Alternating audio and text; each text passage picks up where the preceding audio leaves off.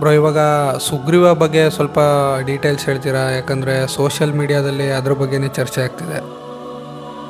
ಸುಗ್ರೀವನ್ ಹಿಡ್ದಿದ್ದು 2016ರಲ್ಲಿ ಕೊಡಗು ಭಾಗದಲ್ಲೇ ನಮ್ಮ ಅಭಿಮನ್ಯು ಏನಿದ್ದಾನೆ ಅವನೇ ಹಿಡ್ದಂಥ ಆನೆ ಸುಗ್ರೀವ. 2016ರಲ್ಲಿ ಹಿಡ್ದು ನಮ್ಮ ದುಬಾರೆ ಕ್ಯಾಂಪಲ್ಲಿ ಕ್ರಾಲಲಾಗಿ ಪಳಗಿಸ್ತಾರೆ.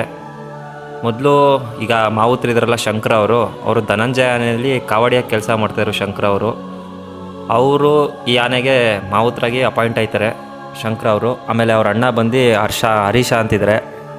ಇವರು ಸೇರಿಸಿ ಆನೆ ಸುಮಾರು 2016ಕ್ಕೆ ಇವ್ರಿಗೆ ಆನೆ ಸಿಕ್ಕಿದ್ದು. 2018 ತನಕನೂ ಈ ಆನೆನ ತುಂಬ ಒಂಥರ ಕಷ್ಟಪಟ್ಟು ಪಳಗಿಸಿದ್ದಾರೆ ಅನ್ಬೋದು. ಅಷ್ಟು ಒಂದು ಟಾರ್ಚರ್ ಕೊಟ್ಬಿಟ್ಟಿದೆ ಇದು ಪಳಗ್ಸೋಂಥ ಟೈಮಲ್ಲಿ. ಬೇರೆ ಒಂದು ಆನೆಗಳು ಪಳಗ್ಬಿಡ್ತವೆ 8 ತಿಂಗಳು, 1 ವರ್ಷ, 1.5 ವರ್ಷದಲ್ಲಿ ಪಳಗ್ಬಿಡ್ತದೆ.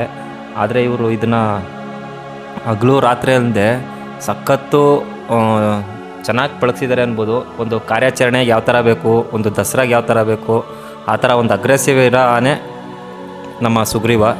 ಎಲ್ಲ ರೀತಿ ಟ್ರೈನ್ ಆಗಿದ್ದಾನೆ, ನೋಡ್ಬೋದು. ದಸರಾ ಕೂಡ ಮಾಡಿದ್ದಾನೆ. ಕಾರ್ಯಾಚರಣೆಗಳು ಕೂಡ ಸುಮಾರು ಒಂದು 60ಇಂದ 70 ಕಾರ್ಯಾಚರಣೆ ಮಾಡಿದ್ದಾನೆ.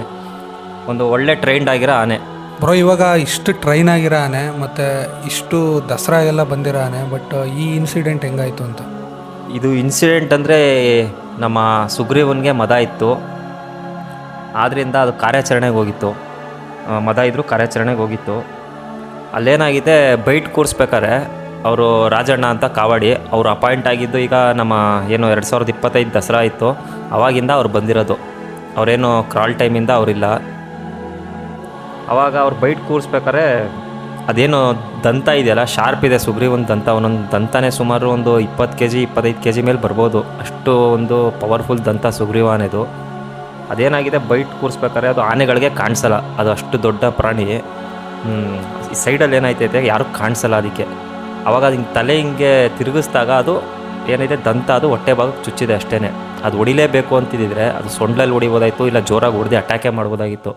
ಆದರೆ ಯಾವ ರೀತಿಯೂ ಮಾಡಿಲ್ಲ. ಅವ್ರು ಕಾರ್ಯಾಚರಣೆನೂ ಮಾಡಿದ್ದಾರೆ ಸುಗ್ರೀವಲ್ಲಿ, ದಸರಾನೂ ಮಾಡಿದ್ದಾರೆ. ಮದ ಇದ್ದಾಗ ನೋಡ್ಬೋದು ಸರ್ಗೂರಲ್ಲಾದಂಥ ಕಾರ್ಯಾಚರಣೆನೂ ಮಾಡಿದ್ರು. ಹಾಗೆ ರಾಮನಗರಲ್ಲಿ ಕಾರ್ಯಾಚರಣೆನೂ ಮಾಡಿಕೊಡ್ತು. ಆ ಥರ ಏನಿಲ್ಲ, ಅದು ಅಗ್ರೆಸಿವರ ಆನೆ. ಈಗ ಕಾರ್ಯಾಚರಣೆಗೆ ಕೇಳ್ಬೋದು ಮದ ಬಂದಾಗ ಯಾಕೆ ಕರ್ಕೊಯ್ತಾರೆ ಅಂತ. ಮದ ಬಂದಿರೋ ಆನೆನೇ ಕಾಡಾನೆಗೆ ಗುದ್ದಾಡಬೇಕು. ಇನ್ನು ನಾವು ದಸರಾಗೆ ಬಂದಾಗ ಅದು ಮದ ಇರಲ್ಲ. ಮದ ಇದ್ರೂ ಕೆಲವೊಂದು ಆನೆಗಳು ಅಭಿಮನ್ಯು, ಅರ್ಜುನ, ಧನಂಜಯ, ಮಹೇಂದ್ರ ಈ ಥರ ಆನೆಗಳು ಕಂಟ್ರೋಲಿಗೆ ಸಿಗ್ತವೆ, ಸಿಗಲ್ಲ ಅಂತಲ್ಲ. ಅದು ಮಾವುತ್ರ ಮೇಲೆ ಯಾವ ಥರ ಟ್ರೈನ್ ಮಾಡಿರ್ತಾರೆ ಡಿಪೆಂಡ್ ಆಗುತ್ತೆ. ಮದ ಇರೋ ಆನೆನೇ ಬೇಕು ಕಾರ್ಯಾಚರಣೆಗಳಿಗೆ. ಏನಕ್ಕಂದರೆ ಒಂದು ಕಾಡಾನೆಗೂ ಮದ ಇತ್ತು ಅಂದರೆ ಮದ ಇರೋ ಆನೆನೇ ಹೊಡೆದು ಅದನ್ನ ಕಾರ್ಯಾಚರಣೆ ಮಾಡಬೇಕು. ಬೇರೆ ಸಾಕಾನೆಗಳಾದರೆ ಮದ ಬಂದಿರೋ ಸ್ಮೆಲ್ಗೆ ಓಡೋಗ್ಬಿಡ್ತವೆ. ಅದಕ್ಕೆ ಒಂದು ಮದ ಇರೋ ಆನೆನೇ ಬೇಕು. ಸುಗ್ರೀವೊಂದು ಇದು ಇನ್ಸಿಡೆಂಟು ಏನಂದರೆ ಇದು ಸೋಷಿಯಲ್ ಮೀಡಿಯಾಯಿಂದ ವೈರಲ್ ಆಗಿದೆ ಅಷ್ಟೇ. ಈಗ ಕ್ಯಾಂಪ್ಗಳಲ್ಲಿ ಈ ಥರ ಇನ್ಸಿಡೆಂಟ್ಗಳು ನಡೀತಾನೆ ಇರ್ತದೆ, ಇದು ಎಲ್ಲೂ ಆಚೆ ಬರೋಲ್ಲ. ಇದು ಕಾರ್ಯಾಚರಣೆ ಆಗಿರೋದ್ರಿಂದ ಸೋಷಿಯಲ್ ಮೀಡಿಯಾ ಫಾಸ್ಟ್ ಇದೆ, ಅದು ಎಲ್ಲ ಕಡೆ ವೈರಲ್ ಆಯಿತು. ಆಮೇಲೆ ಸುಗ್ರೀವನ್ಗೆ ಹೆವಿ ಫ್ಯಾನ್ ಬೇಸ್ ಇದ್ದಾರೆ, ದಸರಾಲಾಗಿರ್ಬೋದು, ಕಾರ್ಯಾಚರಣೆಲಾಗಿರ್ಬೋದು. ಅವನು ಈಗ ಕರ್ನಾಟಕದಲ್ಲಿ ಒಂದು ಟಾಪ್ ಕುಮ್ಕಿ ಆನೆ, ಆದ್ದರಿಂದ ಇಷ್ಟು ನ್ಯೂಸ್ ಆಯಿತು. ಈಗ ಕ್ಯಾಂಪ್ಗಳಲ್ಲಿ ಸುಮಾರು ಈಗ ನೋಡಿ, ಕ್ಯಾಂಪ್ ಅಂದಮೇಲೆ ಒಂದು ಕಾರ್ಯಾಚರಣೆ ಮಾಡೋ ಆನೆನೂ ಇರ್ತದೆ, ಇನ್ನೊಂದು ದಸರಾ ಮಾಡೋ ಆನೆನೂ ಇರ್ತದೆ.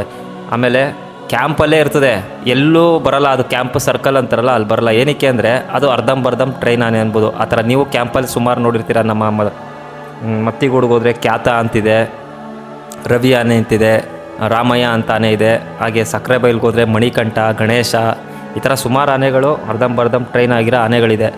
ಒಂದು ಕ್ಯಾಂಪ್ ಅಂದಮೇಲೆ ಎಲ್ಲ ಥರ ಆನೆ ಇರ್ತದೆ.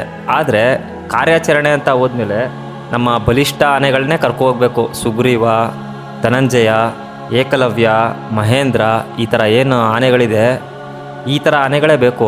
ಈಗ ಕಾರ್ಯಾಚರಣೆಗೆ ಇದಕ್ಕೆ ಮದ ಬಂತು, ಏನಕ್ಕೆ ಕರ್ಕೊಂಡೋದ್ರು, ಆಮೇಲೆ ಇದು ಸಖತ್ ಅಗ್ರೆಸಿವ್ ಇದೆ, ಏನಕ್ಕೆ ಕರ್ಕೊಯ್ತಾರೆ ಅಂದರೆ ಅದು ಸರಿ ಬರೋಲ್ಲ. ಈಗ ನಾನು ನೋಡ್ತಾ ಇದ್ದೆ ಸೋಷಿಯಲ್ ಮೀಡ್ಯಾದಲ್ಲಿ, ಸುಗ್ರೀವಂಗೆ ಸಖತ್ತು ರ್ಯಾಶ್ ಆನೆ, ಕರ್ಕೋಗ್ಬಾರ್ದು ಅಂತೆಲ್ಲ ಕಮೆಂಟ್ ಹಾಕಿದ್ರು ಕೆಲವೊಬ್ಬರು. ಅದು ಈಗ ಹೆಂಗೆ ಅಂದರೆ, ಈಗ ಯಾವುದೋ ಒಂದು ನಿಮ್ಮ ಏರಿಯಾದಲ್ಲೇ ಒಂದು ಕಿರಿ ಕಾಯ್ತದೆ ಅಂದ್ಕೊಳ್ಳಿ, ಅವ್ನು ಬಲಿಷ್ಠ ಇರೋವನ್ನೇ ಕರ್ಕೋಬೇಕು ಅವ್ನು ಹೊಡಿಯೋಕ್ಕೆ ಹೊರ್ತು, ನೀವು ಯಾರೋ ಆಫೀಸಲ್ಲಿ ಕೆಲಸ ಮಾಡೋನು ಸಾಧು ಇರ್ತಾನೆ, ಅವ್ನು ಕರ್ಕೋಗಿ ಗುಡ್ಸೋಕ್ಕಾಗುತ್ತಾ? ನಿಮಗೆ ಸ್ಟ್ರಾಂಗ್ ಇರೋ ಆನೆ, ಅದು ಕಾಡಾನೆ, ಅದು 6,000 6,500 kg 5,500 kg ಇರ್ತದೆ ಆನೆ. ನೀವು ಕರ್ಕೋಗ್ಬಿಟ್ಟು ನೀವು ಸಾಧು ಆನೆನ ಕರ್ಕೋಗಿ ಹೊಡಿ ಅಂದರೆ ಹೊಡಿಯೋಕ್ಕಾಯ್ತದೆ? ಅದು ಓಡ್ಬಿಡ್ತದೆ. ಆಗ ನಂಬಿಕೆಯಲ್ಲಿರ್ತದೆ.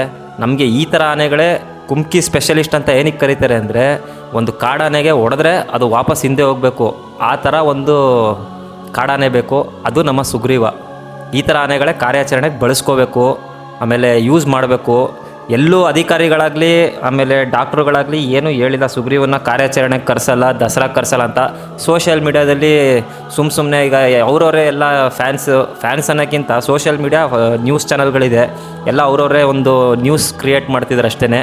ಯಾರೂ ಅಧಿಕಾರಿಗಳು ಏನು ಹೇಳಿಲ್ಲ, ನಾವು ಕಾರ್ಯಾಚರಣೆಗೆ ಕರೆಸಲ್ಲ ಅಂತ ಹೇಳಿಲ್ಲ, ದಸರಾ ಕರೆಸಲ್ಲ ಅಂತ ಏನು ಹೇಳಿಲ್ಲ. ಅದು ಬಂದೇ ಬರುತ್ತೆ, ಸುಗ್ರೀವ ಕಾರ್ಯಾಚರಣೆಗೂ ಬರುತ್ತೆ, ದಸರಾಗೂ ಬರುತ್ತೆ. ಅಷ್ಟು ಅನುಭವ ಇರೋ ಆನೆ, 50-60 ಕಾರ್ಯಾಚರಣೆ ಮಾಡಿರೋ ಆನೆ. ಅವ್ರ ಶಂಕರಣ್ಣ ಅಷ್ಟೊಂದು ಅನುಭವ ಇದೆ ಅವ್ರಿಗೂ, ಅವ್ರು ಹುಟ್ಟು ಬೆಳೆದಾಗಿಂದನೂ ಆನೆ ಜೊತೆನೇ ಇರೋದವರು. ಆಮೇಲೆ ದಸರಾನೂ ಅಷ್ಟೇ 4 ವರ್ಷ ದಸರಾ ಮಾಡಿಕೊಟ್ಟಿದೆ, ಯಾವುದೇ ಒಂದು ತೊಂದರೆ ಇಲ್ಲ. ನೆಕ್ಸ್ಟ್ ಅಂಬಾರಿ ಆನೆ ಕೂಡ ಸುಗ್ರೀವ 2025ರಲ್ಲಿ ಮರುದಂಬಾರಿ ಕೂಡ ಕಟ್ಟಿದ್ರು ಸುಗ್ರೀವನಿಗೆ. ಎಷ್ಟು ನೀಟಾಗಿ ತಗೋದ ನಮ್ಮ ಬನ್ನಿ ಮಂಟಪಗೆ, ಅಷ್ಟು ಟ್ರೈನ್ಡ್ ಆಗಿರೋ ಆನೆ. ಇದು ಯಾವುದೇ ರೀತಿ ಒಂದು ಇನ್ಸಿಡೆಂಟ್ ಅಲ್ಲ. ಹಾಗೆ ನಾವು ಕೂಡ ಒಂದು ರಾಜಣ್ಣ ಅವ್ರನ್ನ ನೋಡೋಕೆ ಹೋಗಿದ್ವಿ. ಹಾಸನಲ್ಲಿ ಗೌರ್ಮೆಂಟ್ ಹಾಸ್ಪಿಟಲ್ ಇದ್ದಾರೆ, ಈಗ ತುಂಬ ಚೆನ್ನಾಗಿದ್ದಾರೆ, ಮಾತಾಡ್ತಾ ಇದ್ದಾರೆ, ಡ್ರಿಪ್ಸಲ್ಲೇ ಇದ್ದಾರೆ. ಇನ್ನೇನು ಅವ್ರಿಗೂ ಲಿಕ್ವಿಡಲ್ಲೇ ಅವ್ರಿಗೆ ಇಟ್ಟಿರೋದು. ಇನ್ನೊಂದು 10 days ಆದಮೇಲೆ ಅವರು ಡಿಸ್ಚಾರ್ಜ್ ಆಗ್ಬೋದು. ಅವರು ಕೂಡ ರೆಸ್ಟಲ್ಲೇ ಇರಬೇಕು, ಇನ್ನೊಂದು ಅಟ್ಲೀಸ್ಟ್ 2.5 months ರೆಸ್ಟಲ್ಲೇ ಇರಬೇಕು. ಆಮೇಲೆ ಇವ್ರ ಬಗ್ಗೆ ಹೇಳ್ಬೇಕಂದ್ರೆ ನಮ್ಮ ಸುಗ್ರೀವನಿಗೆ ಒಂದು ಪರ್ಮನೆಂಟ್ ಕಾವಡಿ ಅಂತ ಇಲ್ಲ. ಸುಗ್ರೀವನಿಗೆ ಅಪಾಯಿಂಟ್ ಆದಾಗಿಂದ ಅಣ್ಣ ತಮ್ಮ ಇಬ್ಬರು ನೋಡ್ಕೋತಾ ಇದ್ರು. ಅಣ್ಣ ಹರೀಶ ಅವ್ರಿಗೆ ಹರ್ಷ ಆನೆ ಸಿಕ್ಕಿದ ಮೇಲೆ ಈ ಆನೆಗೆ ಸ್ವಲ್ಪ ಕಾವಡಿಗೆ ಪ್ರಾಬ್ಲಮ್ ಆಗಿದೆ, ನಮ್ಮ ಸುಗ್ರೀವ ಆನೆಗೆ. ಇವ್ರು ಚೆನ್ನಾಗೇ ನೋಡ್ಕೋತಾ ಇದ್ರು, ನಮ್ಮ ರಾಜಣ್ಣ ಅವ್ರು ಕೂಡ. ಇವ್ರಿಗೊಂದು ಒಳ್ಳೆ ಭವಿಷ್ಯ ಇತ್ತು ಸುಗ್ರೀವ ಆನೆಯಲ್ಲಿ. ಆದರೆ ಅಷ್ಟರಲ್ಲಿ ಈ ಥರ ಒಂದು ಕೆಟ್ಟ ಇನ್ಸಿಡೆಂಟ್ ಆಯಿತು. ಅದು ಬೇಕು ಅಂತ ಮಾಡಿದಲ್ಲ, ಅದು ಬೈ ಆ್ಯಕ್ಸಿಡೆಂಟು. ಈಗ ನೀವೇ ನಡ್ಕೊಯ್ತಾ ಇರ್ತೀರ, ಗಾಡಿ ಎತ್ತಾ ಇರ್ತೀರ, ನೀವೇ ಯಾವುದೋ ಒಂದು ವೈರ್ ಟಚ್ ಆಗಿ ಕೈ ಕುಯ್ದೋಯ್ತದೆ. ಅದು ಆ ಥರ ಒಂದು ಸಣ್ಣ ಇನ್ಸಿಡೆಂಟ್ ಅಷ್ಟೇ ಅದು.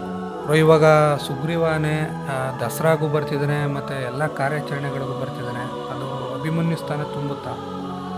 ಅಭಿಮನ್ಯುನ ಜಾಗ ತುಂಬಕ್ಕೆ ಯಾವ ಆನೆ ಕೈಲಿಗೂ ಆಗಲ್ಲ. ಏನಕ್ಕೆ ಅಂದರೆ ಅಭಿಮನ್ಯುನೇ, ಸುಗ್ರೀವನೇ. ಸುಗ್ರೀವ ಅಂತ ಹೆಸರಿಟ್ಟ ಮೇಲೆ ಅದಕ್ಕೆ ಒಂದು ಐಡೆಂಟಿಟಿ ಬೇಕು. ಅಭಿಮನ್ಯು ಇದ್ಮೇಲೆ ಅಭಿಮನ್ಯು ಐಡೆಂಟಿಟಿ. ಅರ್ಜುನ ಅಂತಿದ್ದಾಗ ಅದರದ್ದೇ ಆದಂಥ ಐಡೆಂಟಿಟಿ. ಆದರೆ ನಮ್ಮ ಅರ್ಜುನ, ಅಭಿಮನ್ಯು ಮತ್ತು ಸುಗ್ರೀವ ಎಲ್ಲ ಅಗ್ರೆಸಿವ್ ಆನೆಗಳೇ. ಒಂದು ಕಾರ್ಯಾಚರಣೆಗೆ ಬೇಕಾಗಿರೋದೇ ನಮ್ಮ ಈ ಥರ ಅಗ್ರೆಸಿವರ ಆನೆಗಳೇ. ಸುಗ್ರೀವನು ಒಂದು ಒಳ್ಳೆ ಕುಮ್ಕಿ ಆನೆ. ಆದರೆ ಸುಗ್ರೀವನಿಗೆ ಏನೊಂದು ಇದು ಅಂದರೆ, ನಮ್ಮ ಅಭಿಮನ್ಯು ಅರ್ಜುನ ಕಾರ್ಯಾಚರಣೆ ಮಾಡ್ಬೇಕಾದ್ರೆ ಸ್ವಲ್ಪ ಲಾರಿಗೆ ಲೋಡ್ ಮಾಡ್ಬೇಕಾದ್ರೆ 1.5-2 ಗಂಟೆ 3 ಗಂಟೆ ಟೈಮ್ ಆಗೋದು. ತಳ್ಳಿ ಗುದ್ಸಿ ಲಾರಿಗೆ ಲೋಡ್ ಮಾಡಿಸೋರು, ಆ ಥರ ಒಂದು ಕಷ್ಟದ ಕೆಲಸ ಇತ್ತು. ಆದರೆ ಈಗ 2018-19 ಆದಮೇಲೆ ಅಷ್ಟು ರಿಸ್ಕ್ ಇಲ್ಲ. ಏನಕ್ಕೆ ಅಂದರೆ ಈಗ ಎಲ್ಲ ಬೆಲ್ಟ್ ಸಿಸ್ಟಮ್ ಬಂದಿದೆ ನೋಡಿ. ಈಗ ಕ್ರೈನ್ ಬಂದು ಈಗ ನಾವು ಕಾರ್ಯಾಚರಣೆಗೆ ಹೋದಾಗ ಅರ್ಧ ಗಂಟೆ ಹಗ್ಗ ಕಟ್ಟಿ ಎಳ್ಕೊಂಬರ್ತಾರೆ, ಅದೊಂದು 2 hours ಆಗ್ಬೋದು. ಇನ್ನು ಲಾರಿ ಬಂದು ನಿಲ್ಲುತ್ತೆ, ಬೆಲ್ಟ್ ಹಾಕಿ 1/4 ಗಂಟೆ ಇಲ್ಲ ಅರ್ಧ ಗಂಟೆ ಲಾರಿಗೆ ಲೋಡ್ ಮಾಡ್ತಾರೆ ಹಗ್ಗ ಎಲ್ಲ ಕಟ್ಟಾದಮೇಲೆ. ಇಷ್ಟೇ. ಈಗೇನೆಂದರೆ ಮೇನು ಡಾಟ್ ಆದಾಗ ಧೈರ್ಯವಾಗಿ ಮೇಲೆ ಕೂತಿರ್ತಾರೆ ಡಾಕ್ಟ್ರುಗಳು. ಆನೆ ಯಾವುದು ಧೈರ್ಯ ಇರುತ್ತೆ ಆನೆ ಮೇಲೆ ಕೂರೋದು, ಅದನ್ನು ಕ್ಯಾಪ್ಟನ್ ಅಂತ ಕರೀತಾರೆ. ಈಗ ಆಲ್ರೆಡಿ ನಮ್ಮ ಕ್ಯಾಂಪಲ್ಲಿ ಕ್ಯಾಪ್ಟನ್ ಅಂದರೆ ಅವನು ಒಂದೊಂದು ಟೈಮನ್ನು ಪ್ರಶಾಂತ ಆಗ್ತಾನೆ, ಸುಗ್ರೀವ ಆಗ್ತಾನೆ, ಆಮೇಲೆ ನಮ್ಮ ಮಹೇಂದ್ರ ಆಗ್ತಾನೆ, ಧನಂಜಯ ಆಗ್ತಾನೆ ಕೆಲವೊಂದು ಟೈಮು. ಈ ಥರ ಇವರೆಲ್ಲ ಕ್ಯಾಪ್ಟನ್ಗಳು. ನಮ್ಮ ಡಾಕ್ಟ್ರುಗಳು, ಶಾರ್ಪ್ ಶೂಟ್ರುಗಳು ಯಾವ ಆನೆ ಮೇಲೆ ಹೋಯ್ತಾರೆ ಅದು ಕ್ಯಾಪ್ಟನ್ ಆನೆ ಆಗುತ್ತೆ. ಈ ಕಾರ್ಯಾಚರಣೆ ಅಂತ ಬಂದಮೇಲೆ ಈಗ ಆವಾಗಲೇ ಹೇಳ್ದಂಗೆ ಲಾರಿಗೆ ಲೋಡ್ ಮಾಡೋದು ತುಂಬ ಈಸಿ. ಮೇನ್ ಈಗ ಹಗ್ಗ ಕಟ್ಟೆಳೆಯೋಕ್ಕೂ ಆನೆಗಳಿದೆ. ಏನಂದರೆ ಅಲ್ಲಿ ಒಂದು ಸ್ವಲ್ಪ ಏನಾದ್ರು ಕಾಡಾನೆ ಅಗ್ರೆಸಿವ್ ಆಗಿ ಚಾರ್ಜಿಗೆ ಬಂದಾಗ ಮುಖ ಕೊಟ್ಟು ಅದನ್ನ ತಡೆದು ನಿಲ್ಲಿಸ್ಬೇಕು. ಆ ಕೆಪಾಸಿಟಿ ಇರೋ ಆನೆಗಳು ನಮ್ಮ ಸುಗ್ರೀವ, ಏಕಲವ್ಯ, ಮಹೇಂದ್ರ, ಈ ಥರ ಆನೆಗಳು ಅಂತ ಹೇಳ್ಬೋದು ನಾವು.